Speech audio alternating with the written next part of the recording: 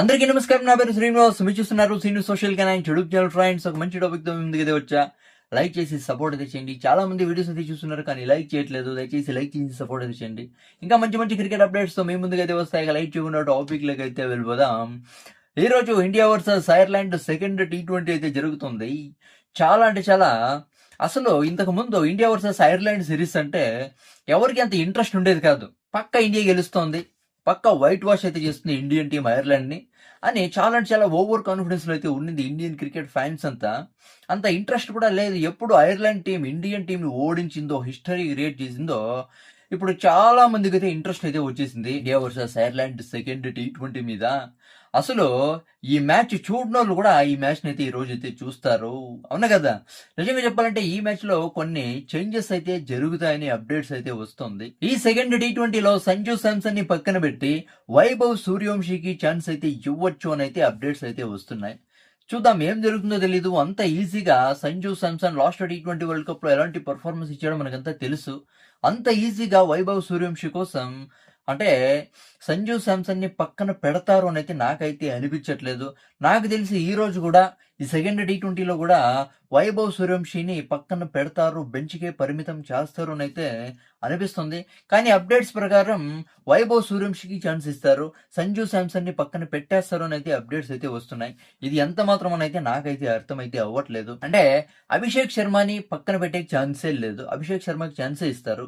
ఇక వైభవ్ సూర్యవంశీ సెకండ్ T20లో ఆడాలంటే పక్కా సంజు శాంసన్ ని పక్కన పెట్టాల్సిందే. ఈరోజు ఏం జరుగుతుందో తెలుస్తోంది.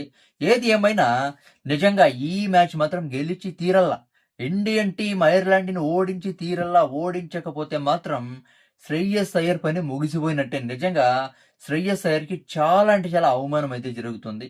ఒక మ్యాచ్ అయితే ఓడిపోయింది, అవునా కదా? ఆల్రెడీ అవమానం అయితే జరిగింది. కానీ సెకండ్ T20 ఏమన్నా ఓడిపోతే సిరీస్ నిజంగా చెప్పాలంటే ఐర్లాండ్ అసలు ఇండియా మీద గెలుస్తారని నమ్మకం లేదు వాళ్ళకైతే, అవునా కదా? అలాంటిది ఇప్పుడు T20 సిరీస్ గెలిచే అవకాశం అయితే ఐర్లాండ్ టీంకి అయితే వచ్చింది, అవునా కదా? చూద్దాం ఈ మ్యాచ్ ఏమన్నా ఐర్లాండ్ ఏమన్నా గెలిచి సిరీస్ ఏమన్నా గెలిచేస్తే మాత్రం శ్రేయస్ అయ్యర్కి మాత్రం నిజంగా చాలా అంటే చాలా అవమానం అయితే జరుగుతుంది.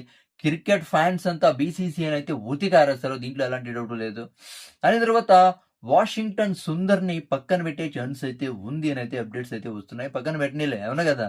వాషింగ్టన్ సుందర్ లాస్ట్ మ్యాచ్ లో 1 ఓవర్ చేసి 19 రన్స్ అయితే కొట్టించుకున్నాడు, అవునా కదా? దాని తర్వాత బౌలింగ్ లో కూడా అసలు బ్యాటింగ్ లో కూడా ఏం పర్ఫార్మెన్స్ అయితే రాలేదు. 9 రన్స్ మాత్రమే కొట్టాడు, ఏం పర్ఫార్మెన్స్ అయితే రాలేదు.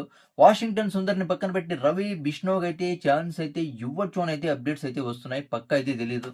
ఇక ప్రసిద్ధ్ కృష్ణని ఏమైనా పక్కన పెడతారంటే ప్రసిద్ధ్ కృష్ణని పక్కన పెట్టే ఛాన్స్ అయితే లేదు అని అయితే నాకైతే అనిపిస్తుంది.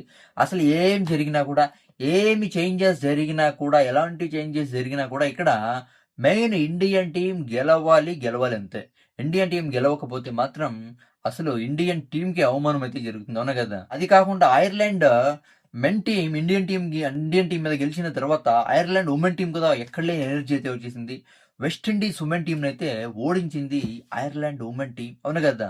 బంగ్లాదేశ్ చేతిలో ఆస్ట్రేలియా ఘోరంగా ఓడిపోయింది, అవునా కదా? ఇప్పుడు ఇండియన్ టీం పరిస్థితి ఎలా ఉంటుందో చూడాలి. దీని గురించి మీరేమంటారు కామెంట్ అయితే చేయండి. నా ఎక్స్ప్లెనేషన్ వేసి సబ్స్క్రైబ్ చేసి సపోర్ట్ అయితే చేయండి, లైక్ చేసి సపోర్ట్ అయితే చేయండి. By by.